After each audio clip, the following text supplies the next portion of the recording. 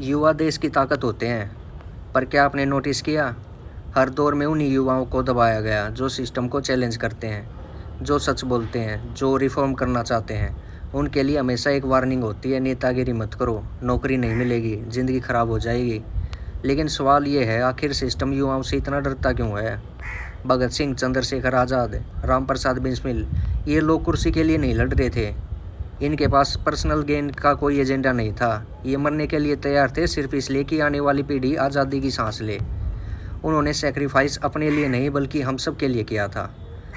आज के युवाओं को सिस्टम ने एक अलग तरीके से कंट्रोल में किया है। एक तरफ कॉरपोरेट जॉब्स का झांसा है, दूसरी तरफ फ़ोन और सोशल मीडिया एडिक्शन।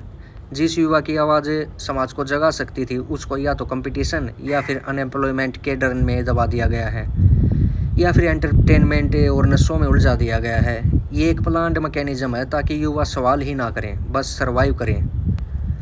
सिस्टम ये कहकर डराता है कि अगर तुम रिफॉर्म की बात करोगे, तुम्हारी नौकरी चली जाएगी, तुम्हारा कैरियर ख़राब हो जाएगा। लेकिन असल में जो युवा सच बोलता है, उसकी आवाज़ सिस्टम को हिला देती है, इसीलिए उसे दबाया जाता है।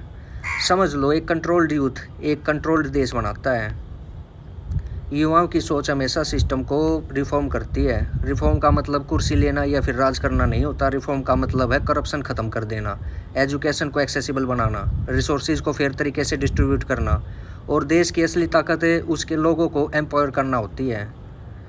भगत सिंह ने कहा था, revolution is an ineligible right of Mankind. युवा अगर सवाल पूछना छोड़ दे, सिस्टम की अकाउंटेबिलिटी ख़त्म हो जाती है।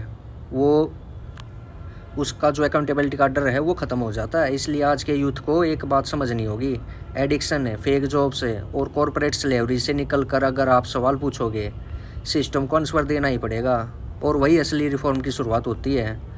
युवा को दबाकर देश आगे नहीं बढ़ता कभी भी। युवा की आवाज़ को जगाना होगा, क्योंकि असली विरासत वही होगी जो अगली पीढ़ी को आज़ादी और इंसाफ दिलाए।